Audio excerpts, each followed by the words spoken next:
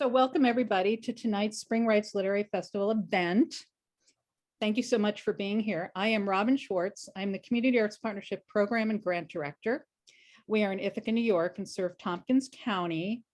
By the way, if you're not from Tompkins County, tell us in the chat where you're from, because that's always fun.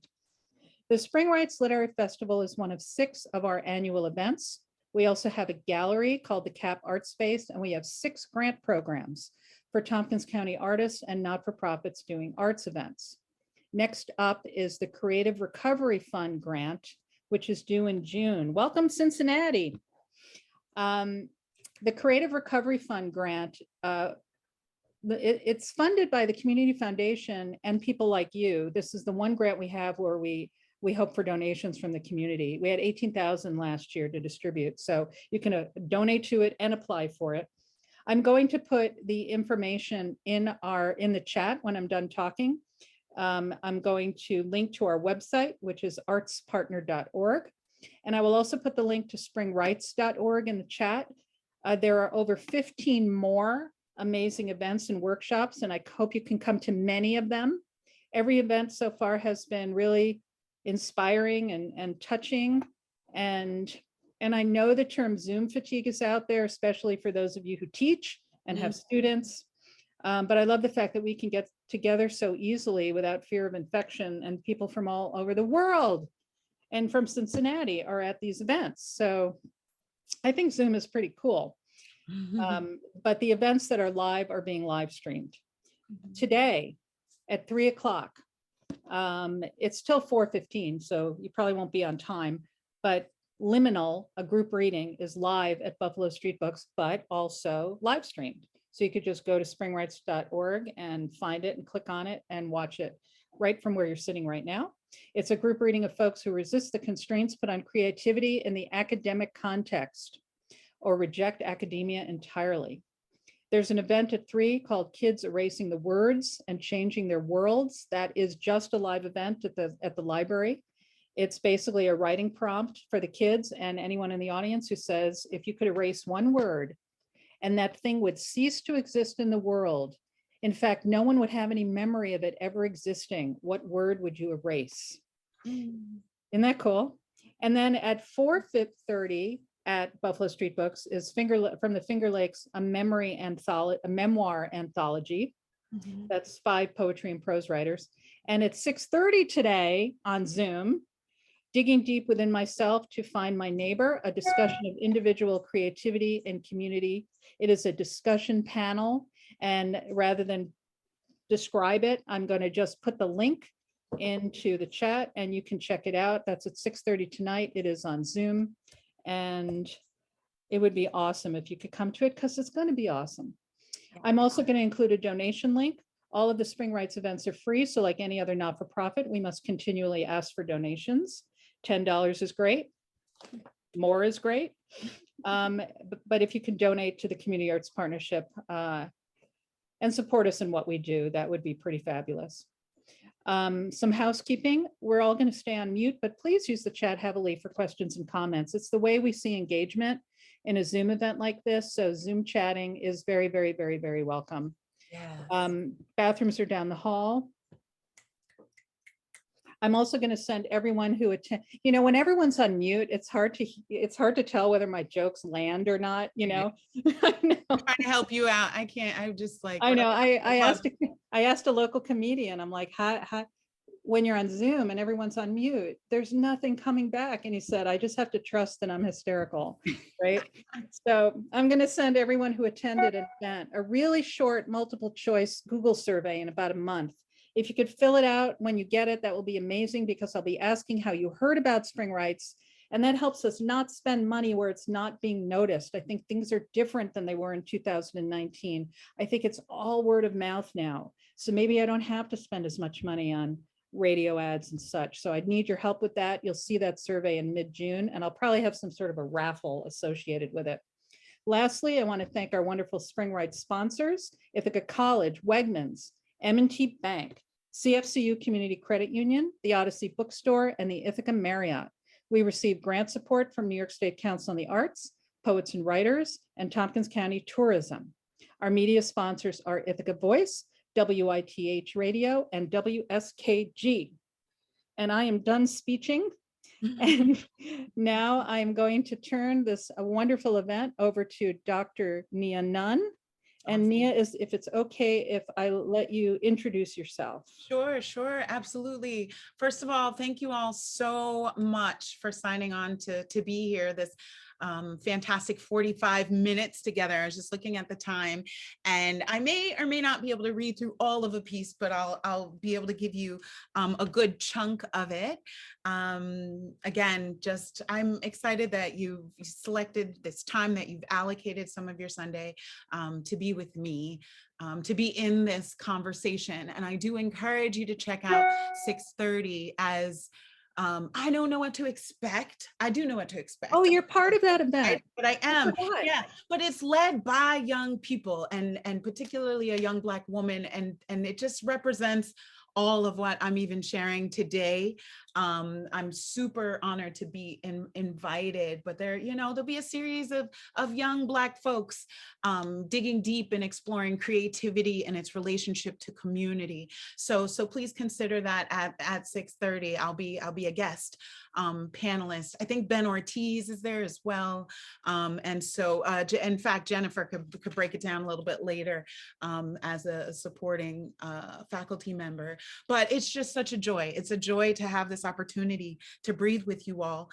Some faces and names are familiar, and so thank you for checking me out, but there's also some unfamiliar names on the screen. So I'll thoroughly introduce myself as Dr. Nia Nunn. You'll hear Dr. Nia all over the place, thanks to a group of second graders who I served as a school psychologist. They were second graders, and now they're 22 years old. Right. So anyway, that was the crew that when I officially completed my my PhD, my dissertation, they were a part of it the whole way through. And they had a whole ceremony, and they said, "You are no longer Miss Nia, you are Dr. Nia." But I like to give people that story to just acknowledge the precious relationship with the community that I have. I was born and raised in Ithaca. Yes, indeed. I love me some Ithaca. And sometimes that's difficult for people to hear, especially Black folks. I want more Black people to love Ithaca. I'm pretty explicit and intentional about that. And it is just a place that has been central to my development. And as part of that, I have always been given leadership opportunities since I was itty bitty. And so there's this culture of that now I have the glorious responsibility to maintain and continue. And so I'm grateful in that capacity. In addition, I serve as the board president at Southside Community Center and the director and curriculum writer of COMEP, which is our Community Unity Music Education Program. And I say all of that to say that some of my primary focus at Ithaca College, in addition to preparing incredible teachers, is getting students off the hill and into the community and seeing their work, their lives as relevant to local initiatives. In fact, I find that college students, when they feel a connection to the community and more purpose, then they demonstrate more purpose on campus. It happens every time. When you've got a third grade best friend off the hill, that like you're conscientious of snow days and other relevant life circumstances to help Ithaca feel even more of a home. Right. And as I emphasized earlier, Black folks in the relationship with Ithaca. Well, I have access to and incredible relationships with college students. And so there are definitely creative ways that I have tried to hook these young people into the community. So what I'm going to read for you today is a piece that emphasizes some of the sister circles that I have created over the years. This goes back to more of a 2015 conversation. And as part of it, if folks remember, 2015 was a hot year. 2015 in the college setting was real hot. And by hot, I mean it was young people on their campuses who were calling out and being very explicit about the racism, about the racialized reality and experiences on campuses. So there were a lot of Black students leading movements across the country. And if you remember, hello, Kiara, welcome to the space.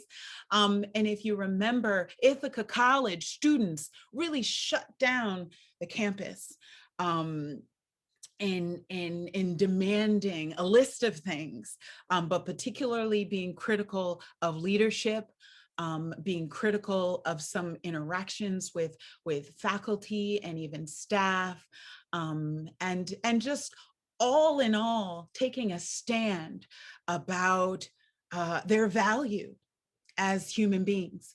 And so this, as I mentioned, was leadership, Black leadership across the country with students, non-Black students in great support of the movement, of the shifts that were needed on campus.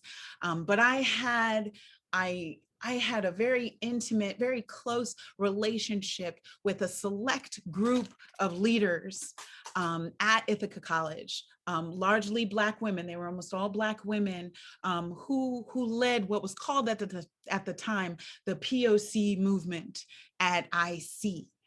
Dynamic leaders.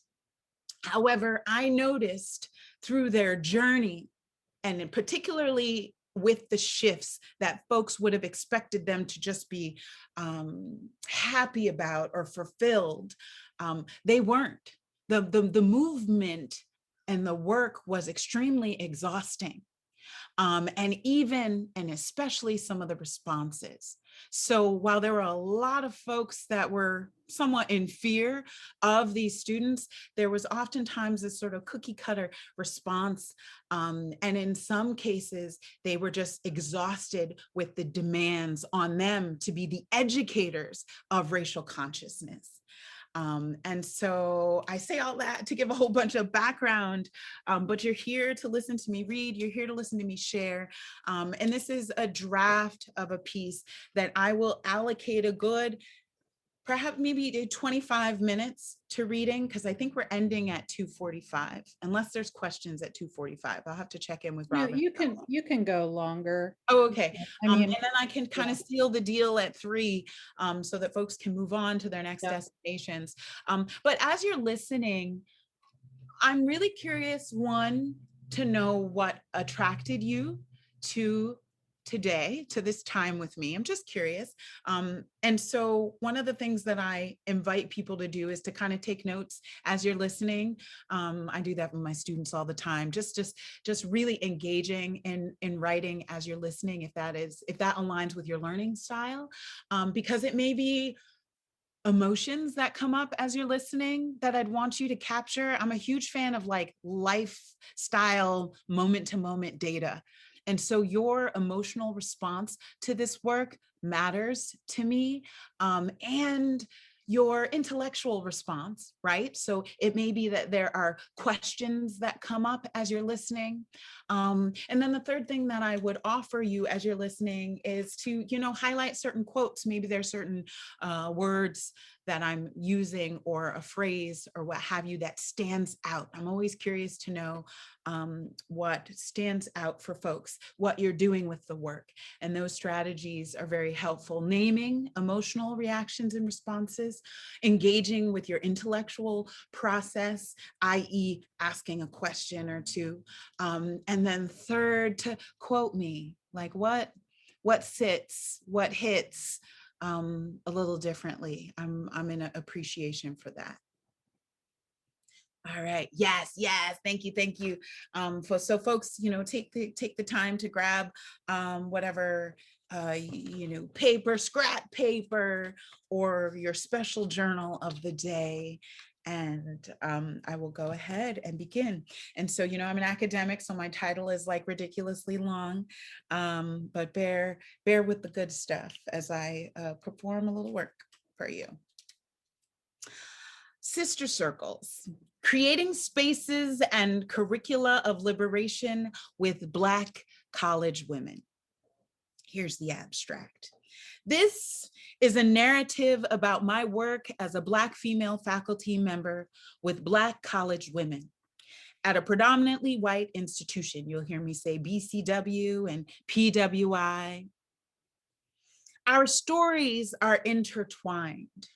My methods for teaching, being, thinking, they overlap as well. This rendering of my work with a group of Black college women is an offering to stakeholders and gatekeepers in higher education. It is a critique of institutional inadequacies that I hope will be addressed. One caveat before I begin: there is nothing essentialist here about Black womanhood or our capacity for knowledge. Nor will every Black female faculty member or other persons of color academic necessarily agree with my discussion and pedagogical preferences. Rather, what follows is an intellectual and methodological set of commitments that demand more space in the academy. As professors, we first need to create spaces where our students can think and our students can trust. This work introduces the ways in which sister circles reflect a methodology of intimate connections between thought and action, feeling and thinking, trust and brilliance. I am committed to emancipatory learning. My teaching and my writing are both emotive and intellectual, both individual and collective. At the same time, I am at risk in academic systems whose traditional standards and rules for promotion and tenure and all advancement typically disregard much of my work. Meanwhile, I remain committed to being resilient for myself and resilient for my students, which every once in a while I might slip and call them my babies. But we'll talk a little bit more about why that comes out. So the work begins with a series of vignettes. Quote, "If you all as Black women are so unhappy here on this campus, then why don't you go somewhere else?" End quote. A Black college woman with tears of sadness, anger, and exhaustion sits in my office and quotes her white male professor. Another quote, "Socially acceptable to sit up there with a resting bitch face for white girls, but I've got a Black bitch face, so I get a D for participation. He says, it just seems like you don't like me or you don't like being here, so I get a D for participation." Patting her hand on her thigh, rhythmically performing the conversation between her and her white male professor, a Black college woman shuts the door and sits in my office. Next quote, "Look, it's a ghetto blaster," end quote. A Black college woman sits in my office to tell the story of how her white female professor described a radio cassette player, AKA boombox, and all of the white faces crane their necks to look at her, wanting to see a reaction from the only brown face in the college classroom. Backstory. In one of my many colorful moleskin journals filled with what may seem like a wild mess of ideas, feelings, observations, quotes, interpretations, run-on sentences, and drawings, I wrote capital SMH, shaking my head. This revolving door of freaking pain. Next to it is a sketch of a female symbol with the circle shaded in and tears dripping from the page. While I'm happy to acknowledge that I have incredible relationships with so many students throughout the campus, really all of them, as one of very few Black female faculty at a historically white institution, Black college women have always found refuge in my office. And they continue to send others who are actively seeking a space to take a deep breath. I love it in here. I just need to sit in here with you for a minute, they often say. And then 1 or 2 hours later, I send them off with next steps from our problem solving, or if possible, they talk themselves into creating or discovering a way of being or seeing that lifts their spirits. We smile, hug, and say goodbye. Walls of tapestries and quilts, dark greens, reds, blues, and purples, soft lamp lighting, updated school photos of my 3 boys, high school kente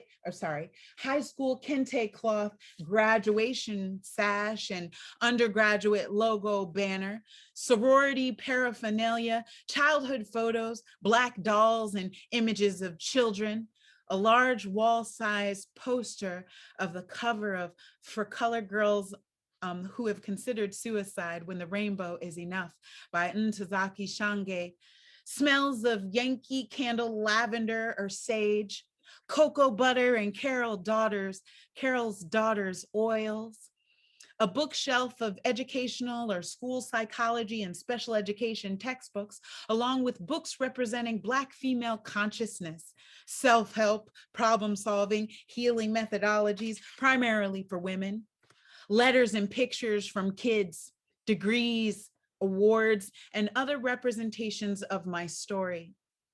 It's a 10 by 15-foot snapshot of my passions and journey. A small space that vibrantly screams love, learning, and encouragement to be thy most authentic self. Precisely as Andrea Domingue in 2016, she describes in her study of Black college women leadership experiences with oppression and sources of nourishment that is possible at predominantly white institutions. I am a Black female faculty member who seeks out relationships with students, who goes beyond her responsibilities, this is a quote from Andrea, in the classroom and I'm gonna go back and read the quote again. Let's see. I am a Black female faculty member who, end quote, seeks out relationships with students, who goes beyond her responsibilities in the classroom and on the larger campus to offer support and guidance. That's page 457 from Andrea's study. I also take on what they call other mothering roles by inviting students to dinners, regular check-ins about their personal and academic well-being. Representing all of the psychologists, educator, artist, activist, mother, and sister of my human, it continues to be an incredible honor and pleasure to be and work especially closely with Black college women on this campus in the northeastern region of the United States. As a result, this work often unrecognized through traditional, promotional processes, yet it is worthy of sharing. Alongside students across the nation during the fall of 2015, a group of Black college women on our campus led a movement in response to a series of incidents representing overt racism, particularly that of anti-Black racism. Students were most discouraged and disappointed with the administrative responses. The Journal of Blacks in Higher Education maintains that there is a long-lasting history of campus unrest around racial issues. Jackie Jones, however, asserts that increasingly, quote, students from the targeted groups and their supporters are pushing back and demanding action to improve the racial climate at their schools. They are demanding that measures be taken and changes are made to reveal and dismantle systematic and structural racism on campus, as well as ongoing subtle and normalized assaults, often called microaggressions, that of regular racism, just regular racism in the classroom. They argue that these common circumstances gravely interfere with their learning, it interferes with their establishing of a sense of belonging, and it interferes with the safety of these learning environments. Students are constantly reminding me about how these normalized oppressive circumstances impact their academic and social emotional well-being as college students. My office has been a space where many come to breathe, and sometimes just to strategize and or engage in some deep reflection. Through my observations, sharing, questioning, and overall relationships with groups of Black college women, I witnessed the power and the beauty of their tactics, their self and collective care, and the struggles and challenges that they met along the way. In the end, as on many campuses across the country, in the fall of 2015, students in my institution were successful in encouraging and the resignation of the institution's president.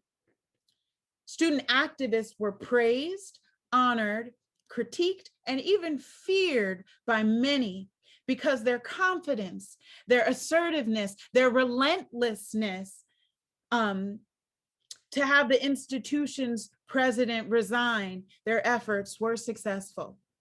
Despite this perceived victory, however, my office door continued to revolve with Black college women's stories of pain, frustration, and total exhaustion. Like those illustrated in the earlier vignette, students were still discouraged, and pressure was put on them to teach and continue by leading a movement of several extremely scared and super fragile white faculty, administration, and even students. In other words, many white people were walking on eggshells in constant fear of saying or doing something racist and in such racist ways. They would also say to me, "Things are just still fucked up, Dr. Nia," and continue by explaining that this or that professor or student is just trash, mad racist. It's so, so problematic. Followed by a thorough explanation of the historical and sociological oppressive, racist, patriarchal, and or capitalist foundations of how and why what was done or said was so problematic. They use the tools that they are learning in our classes. In nearly every case, I agreed, learned something new from their reflections, and had my own similar experience to share from childhood, college days, or adult life among faculty. After one day of processing a situation that generated some historical trauma for one student, I wrote in my journal, "How can I help them or us experience liberation in the face of or despite these daily psychological assaults?" And next to I wrote, "How can we liberate ourselves?" The narrative case study that I'm writing right here is about my response to and my relationship with a specific group of 9 college student activists who identify as Black women. As I witnessed and participated in and even documented our journey in creating spaces and developing a curriculum of liberation while navigating PWIs. It centers our experiences, our needs, and our efforts to strengthen and secure the academic and social emotional well-being of Black college women. This piece, it introduces themes and strategies that derive from a series of unique opportunities for Black college women to gather.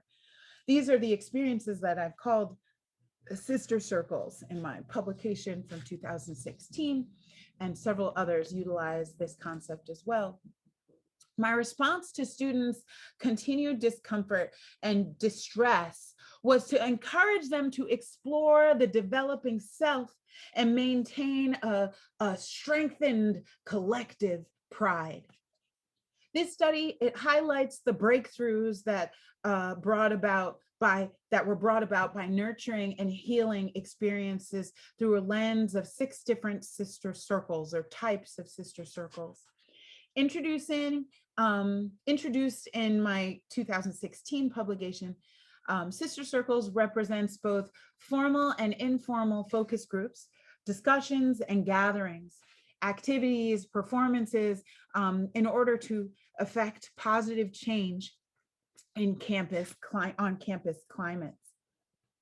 This evolving theoretical and cultural articulation of sister circles typically involves a reflective study and a dismantling of hierarchies.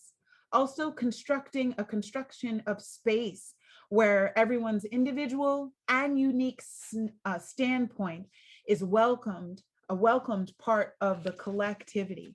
It's a welcomed part of the sisterhood. Sister circles also privileges a historical perspective that helps to explain the roots of some daily life circumstances that can be attributed to both race and gender. Seeing Black girls and women as experts of their own experiences. The work is similar to that of Edwards in our 2016 publication, Edwards et al., who feature 3 different concepts of humanization, right? The humanization of Black girls. Relationships, beingness, and voice, in order to highlight how Black girls are celebrated, supported, and empowered through educational research. Building on one of my publication from 2016, Sister Circles is also inspired by the recent or existing works of Pegu, Brown, a long list of what I like to call my sister scholars. Monique Morris, that's Bettina Love, and who is that Ruth Brown, Goldie Muhammad. There are several of us engaged in the depth of this very specific conversation. So this study, it's purposeful in its efforts to contribute to a body of humanizing and liberating research and crucial outcomes for Black girls and women. So this work provides a longitudinal study that illustrates the story and evolution of relationships, the development of multiple spaces, and the establishment of a creative curriculum experienced with and created with Black college women, valuing the liberatory nature of Black feminist, womanist, intersectional perspectives. This is looking at Bell Hooks' work, Alice Walker, Kimberly Crenshaw, and the list goes on, as well as elements of constructivist grounded theory, a research methodology that I'm so obsessed with, as well as autoethnographies. The research is based in data that were organically evolved and directed by the participants and the researcher, who are all committed to a process of self-definition, self-determination, and the ultimate developing of the self. So at the point I was writing this, this is 5 years, really it'll be 6 years worth of research that incorporates extensive memo writing, field notes, letters. I used to have them all write me letters. Students write me letters all the time, poetry, even lesson plans, grant applications, IRB proposals, full calendars, and an overall storyline of events and activities illustrating the importance of Black college women having opportunities to come together, to have spaces that honor the collectivity, and a curricular learning experience that aids in helping them in establishing a sense of freedom. I think I'm going to read up through the conceptual framework before I stop. This study encourages faculty of color, especially Black female faculty, to record their stories, record everything. It's data, particularly experiences that illustrate the extensive work. And so much of this is work that doesn't count. Work and energy that goes into responding to students of color, especially with being very few Black faculty on a campus. So responding to students' needs beyond the demands of a tenure and promotional process.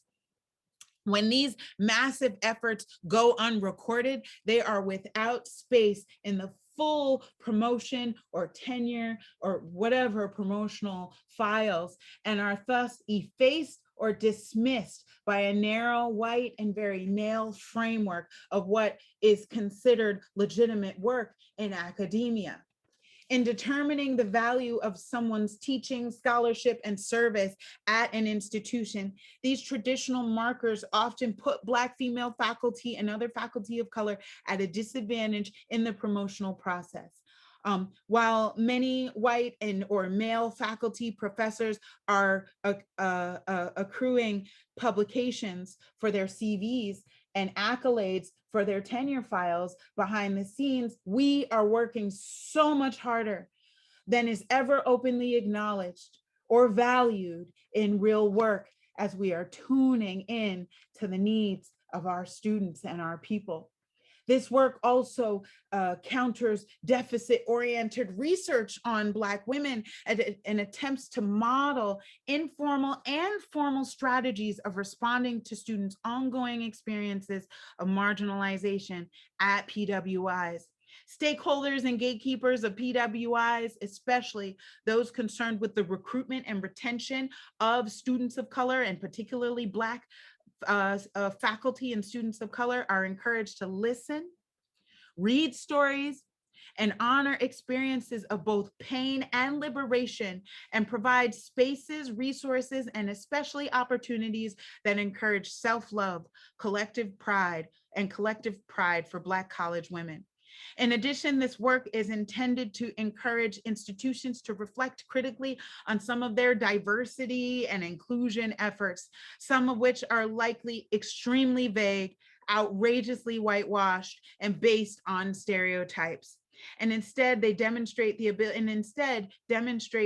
ability to focus unapologetically on specific populations. In this case, by centering Black college women, this work aims to delineate liberatory practices which can authentically enhance their quality of life at predominantly white institutions. Let me read another page and a half more, and then I'm excited to hear your voices. So here's the conceptual framework that I'm working with. Theoretically situated within the framework of womanism, this inquiry calls attention to Black women's empowerment, self-definition, and commitment to humanity. This is a womanist perspective because it brings to the center racialized gender and the unique experiences of Black college women. Identifying the intersections between various isms, womanism criticizes the sexism within Black communities and the anti-Black racism and classism within the feminist community, the largely white feminist community.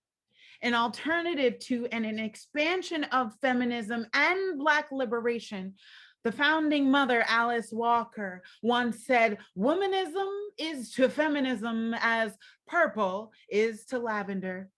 Womanist, Black feminist, and intersectional literature has taught us that the depth and uniqueness of racialized gender does not fit within either the anti-sexist or anti-racist frameworks. It just doesn't, neither.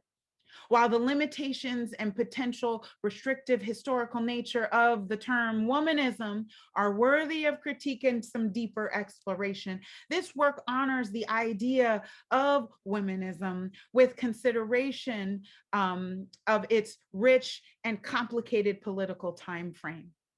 Recognizing this historical moment, naming gender-specific complexities demands the development of racialized gender terminology and understandings.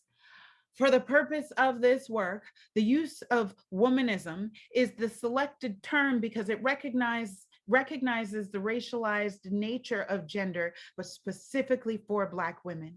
The historical humiliation and layers of social oppression encountered daily, engendering the need for self-definition, self-love, and collective pride. Goldie Muhammad and others describe womanism as an anti-oppressionist analytical framework. This framework also honors additional intersecting identities that contribute to the layers of complexity embedded in Black women's experiences, including but not limited to socioeconomic dimensions of class and income, sexuality and queering identities, faith and ability. While centering Black womanhood, as Linda Napikoski, I have to work on that pronunciation, describes a womanist, that a womanist is committed to the wholeness and the well-being of all humanity. That is the foundation of the representation. The intersecting focus of womanism teaches the importance of being unapologetically specific while honoring solidarity across identities. Deeper than simply naming multiple identities, intersectionality, which has been such a colonized term, is about having the ability to understand and intervene within the interlocking systems of power and oppression. That's by Brittany Cooper. A womanist understands that the well-being of her community is directly tied to the larger struggle of humanity. While advancing humanity and calling attention to multiple forms of oppression, womanists functions by constantly discerning and synthesizing the various expressions of womanism generated by dialogue. It's in the written, the visual, the verbal, and the inspiration, internal and spiritual creativity in daily life. So these are key pedagogical tools of my research and the foundation of my writing.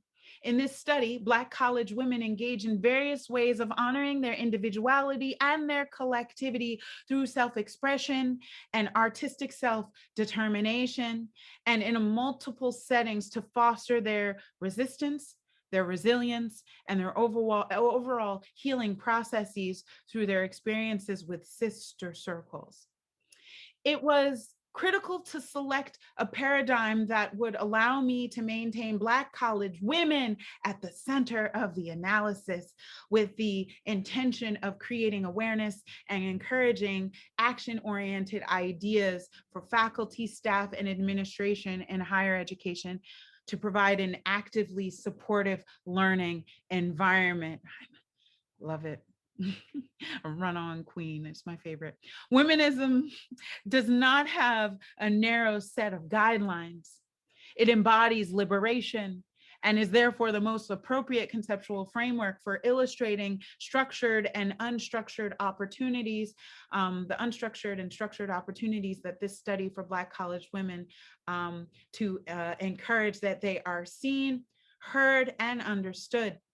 The phenomenon of sister circles, it values our togetherness, our agency with space, and our need for emancipatory learning experiences. And then I go on to talk about each of those three sections. But for the sake of glorious time, we're at 2:48. I'm super excited if you are willing and available for the next 12 minutes to just breathe with you, to get a sense for what you're doing with this information before I ask for like emotions and words, for you to engage in your intellectual journey, perhaps through questions, but also an invitation to highlight maybe specific quotes. I have fun learning about myself when people highlight quotes that stand out for them. So an invitation to raise your hand, to jump in. I mean, we can develop the Zoom flavor together. Some folks you feel and see a pause and you dive right in, and that would be beautiful. But I'd love to welcome your voices, your words, your questions, your quotes. And even if they're one-word reactions, they're welcome. I'm not one who tunes totally into the chat either, so some of you might pull from each other's sharing. I see a few comments here, but yeah, like let's hear a few voices other than mine. What say you? What are you doing with this work thus far? How does it make you feel? I'm just checking to see if anyone's jumped off mute.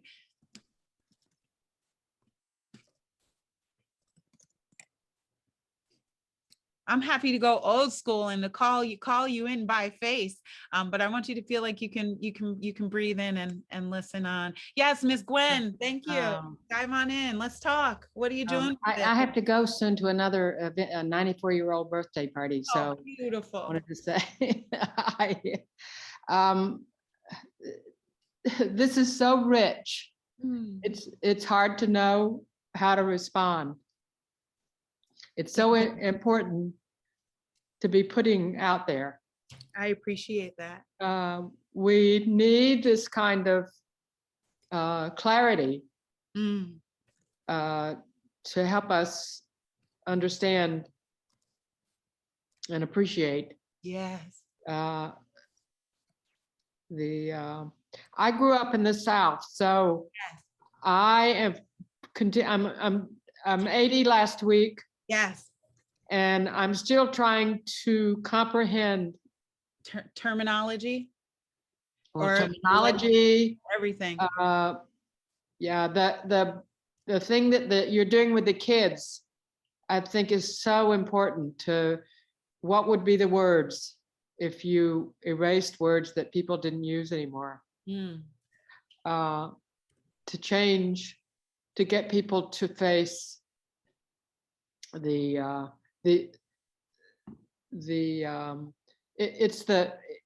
me, what you're doing is so lovely, so beautiful, so it's a gift. That's all I can say. That's the end of my speech. It's a big gift. Thank you, Miss Gwen. Yeah, I appreciate you sharing, you diving in. Yeah, I love it. Yeah. Awesome. Others, has Miss Gwen inspired you to share your voice? You see, she's just made a lovely connection, right? So I welcome other voices. Dive on in.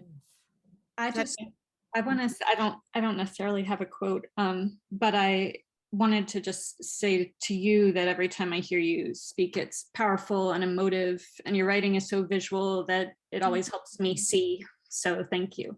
Thank you so much. I really appreciate that. That is fruitful, always. It's always fruitful feedback, but I appreciate that directly. Because I'm such a visual learner. So I'm like, can you see it? I want you in my office for a minute, okay? You should have seen me measuring the space. I'm like, how big is this anyway? Yeah, I wanted to bring you in with me. Jennifer, what's in your mind, your heart?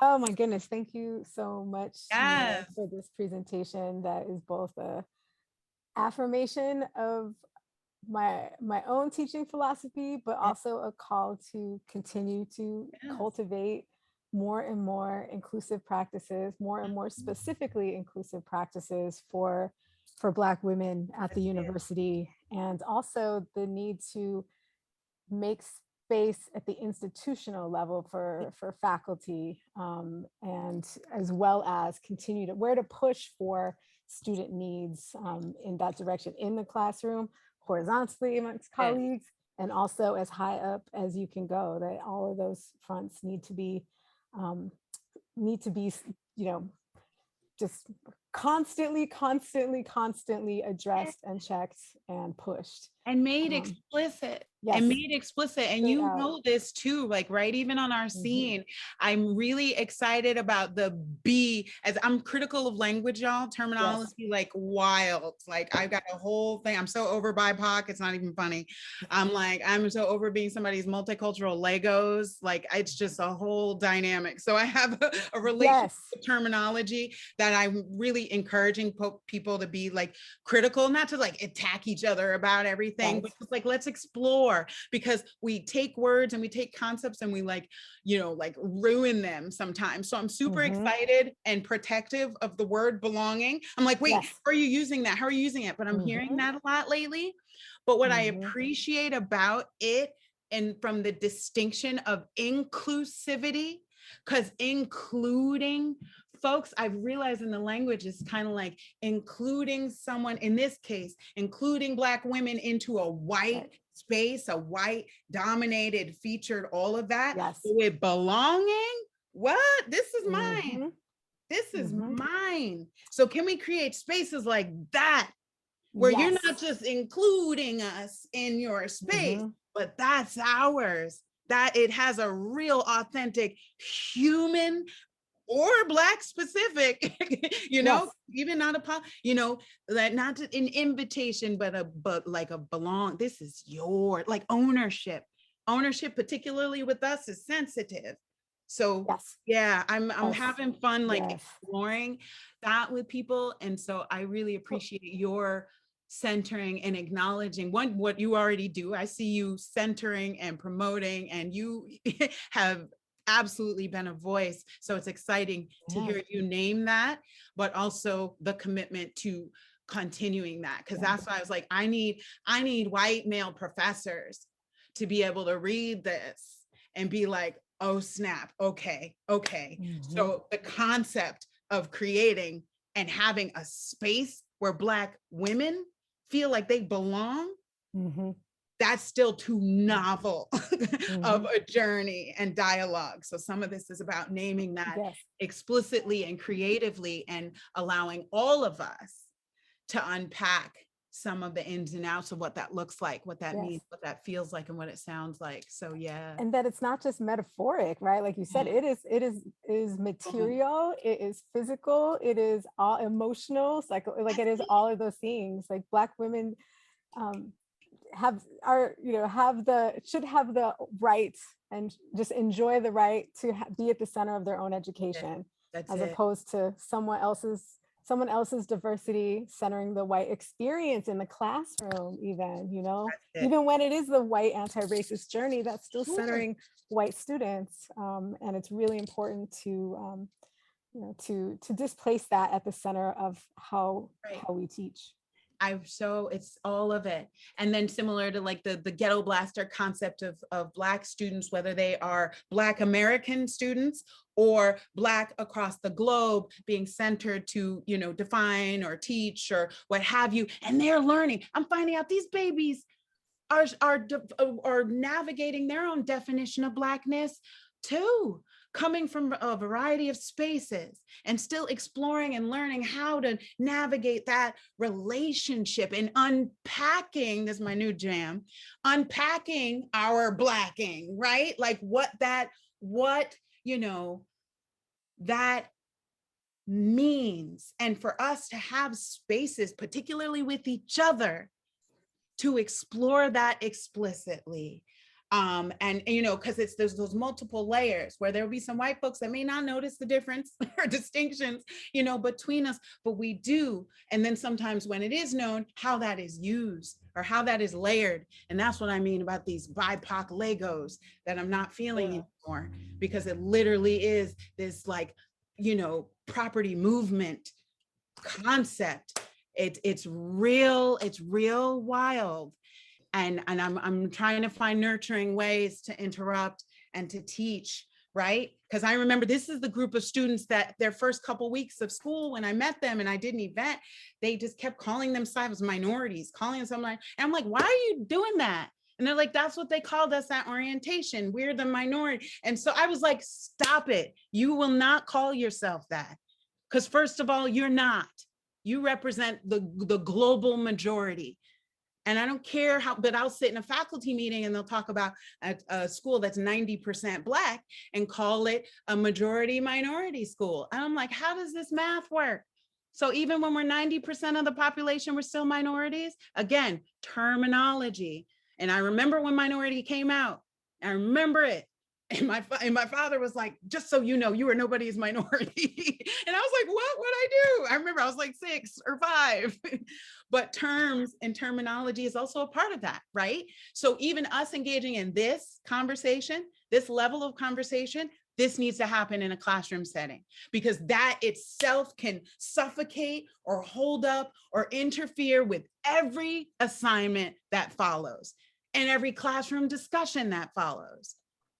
You know, you're just going to call me a BIPOC, a minority, a this or that, you know, and I try and teach my students.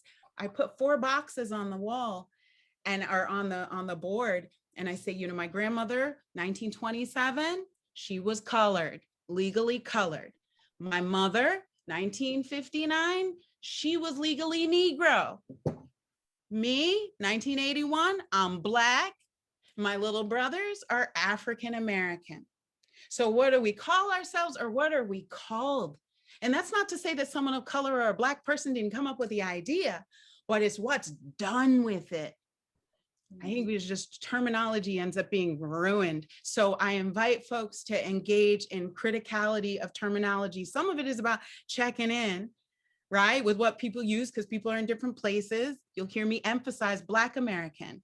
I'm critical of African American. I'm critical of owning the entire continent. And it's just such a smack in the face. Black, the blacking of a country. I have no country. So to give me or have me own or take ownership or claim a continent that doesn't necessarily claim me is bizarre in this country. So this is the kind of, like that, even in an introduction or in a syllabus or in, you know, it sets the tone for where we're safe, like truly safe and belong, right? I have to interrupt to tell you that you don't have to stop. No, but we because- do. It's okay. 3 o'clock is. Well, I love this, the fact that this is being recorded. Yeah. And I'm writing down all these notes, but I hope I can read them later. Yes, But I want this recorded, because what I'm thinking, you know, I'm an event planner and I work with the state, and the state gives us all these little boxes to fill out, you know, with statistics and all this kind of stuff. And they're like, how many Black people were at your event? I'm like, I don't want to ask. I'm not asking that, you know, and I can't, and so, you know, we all struggle with that, but I'm thinking that I want to see if you could be hired to talk to, we have retreats for all the grant coordinators around the state. And what's, you know, difficult is that we've got like my counterparts in Brooklyn and Queens, and that we've got my counterparts up near Canada, you know, who everyone is white, and they have the same little percentage boxes that they're supposed to tick off, and the culture is changing. Yeah. And New York State Council on the Arts, but it's just, we all need to have the conversation of this terminology that we use, which I've never liked. And coming it's across, critical though. It's critical to keep. Yeah. Don't take this as a, you know, oh, don't have those boxes. Right, No, right, please right. have them, because we need to see what's going down.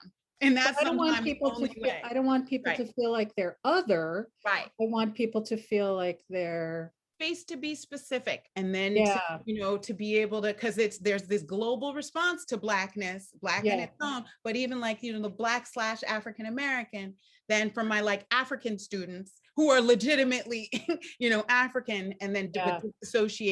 disassociate themselves from the concept of African American. Those of us who were, my mom calls us Black Indigenous, you know, are of the enslavement history. Yeah. on this land. But I'm so grateful. And yes, I'm glad that you're recording this. I want to thank you all for taking the time, taking this hour and 2 minutes out of your day. And again, please check out the 6:30 event with the young people. And I'm looking forward to that. I'm off to do one other thing before that, but then I'm just back on it. So thank you again, everybody.